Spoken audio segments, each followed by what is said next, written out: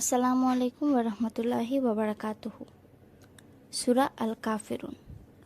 সূরা আল কাফিরুন কুরআন করিমের 109তম সূরা। এই সূরা মক্কায় অবতীর্ণ হয়েছিল।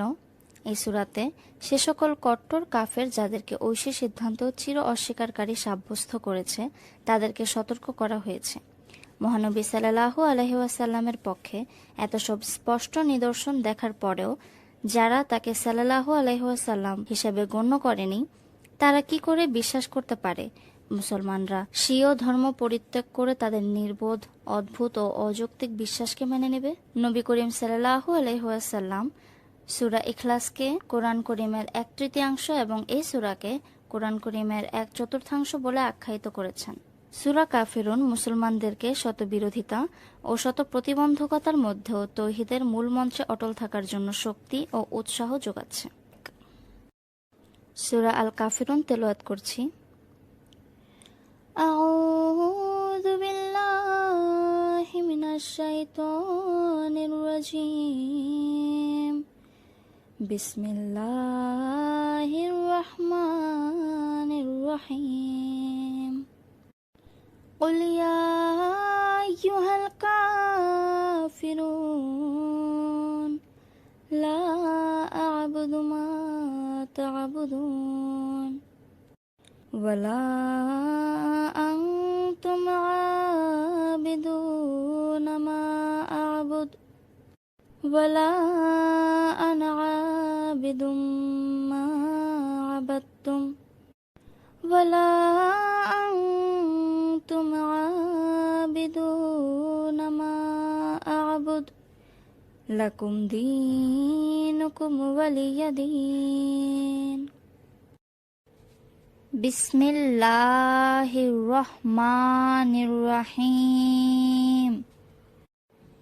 এখানে বিসমিল্লাহ অর্থাৎ আল্লাহর লামের ডান পাশে যদি জের থাকে তবে একে হালকা বা পাতলা করে পড়তে হবে। বিসমিল্লাহ হির রহমান। এখানে র এর উপরে জবর রয়েছে যার ফলে একে গোল করে পড়তে হবে। হায়ের উচ্চারণ গলা থেকে হতে হবে এবং মা মিমের উপর যেহেতু খাড়া জবর রয়েছে তাই একে একালিফ টেনে পড়তে হবে। নির রহিম। নির র। এখানে র গোল করে উচ্চারণ করতে হবে এবং হিম এখানে মাদের হরফ অর্থাৎ ইয়া সেকেন্ডের পরে যেহেতু থামতে হবে তাই মাদের হরফের পরের হরফে থামলে 3 আলিফ থেমে পড়তে হবে। রহিম। কুল ইয়া আইয়ুহাল কাফিরুন।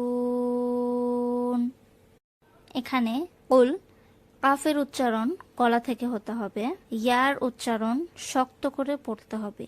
ইয়া আইয়ু। এখানে ইয়ার ওপর যেহেতু তাসদিদ রয়েছে তাই এটি জোরালোভাবে পড়তে হবে। আইয়ু হালকা ফিরুন।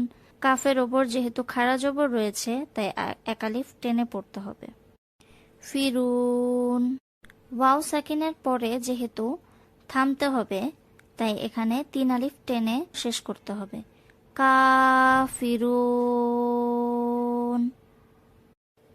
লা আ'বুদু মা তা'বুদুন।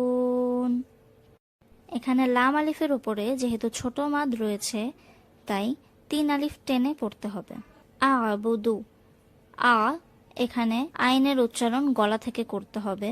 বুদু মা জবরের বামে যেহেতু খালি আলিফ রয়েছে তাই 1 আলিফ টেনে পড়তে হবে।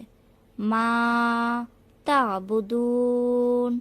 আইনের উপরে যেহেতু সাকিন রয়েছে তাই তা গলা থেকে উচ্চারিত হবে এবং বুদুন এখানে 3 আলিফ টেনে পড়তে হবে।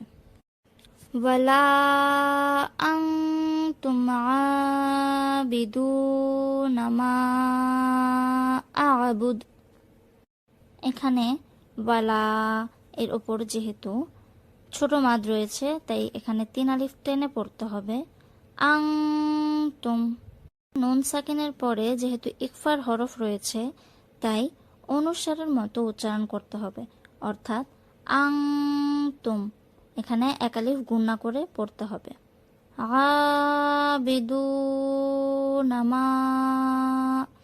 এখানে আইনের ওপর যেহেতু খাড়া জবর রয়েছে তাই এখানে এক আলিফ টেনে পড়তে হবে।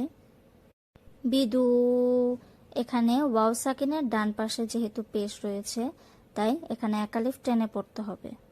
নামা, মায়ের ওপরে যেহেতু ছোট মাদ রয়েছে তাই 3 আলিফ টেনে পড়তে হবে। আবুদ, আইনের উচ্চারণ আবারও গলা থেকে উচ্চারিত হবে। দাল যেহেতু একটি কলকলার হরফ এবং এর পরে যেহেতু বাক্য শেষ করতে হবে তাই দালের ওপর সাকিনের উচ্চারণ হবে এবং একে প্রতিধ্বনি বা ধাক্কা দিয়ে পড়তে হবে। বুদ, এখানে ওয়ালা, লাম আলিফের উপরে যেহেতু ছোট মাদ রয়েছে তাই এখানে 3 আলিফ টেনে পড়তে হবে। ওয়ালা, আনা,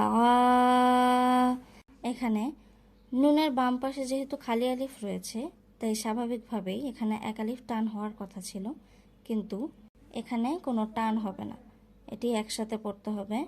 আনা, আইনের বাম পাশে যেহেতু খালি আলিফ রয়েছে তাই এখানে এক আলিফ টেনে পড়তে হবে। আ বেদুম মা,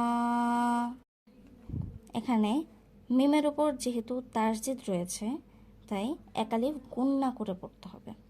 বিদুম, মিমের বাম পাশে খালি আলিফ থাকার কারণে এখানে এক আলিফ টেনে পড়তে হবে। বিদুম মা,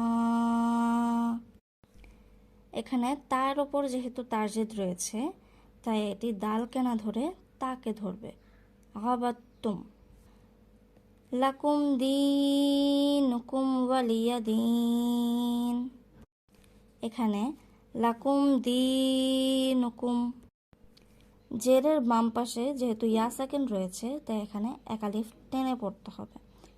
দীনুকুম ওয়ালিয়া দীন, এখানেও ইয়া সাকিনের পরে অর্থাৎ মাদের হরফের পরে বাক্য শেষ করলে 3 আলিফ টেনে পড়তে হবে। দিন। জাযাকাল্লাহ।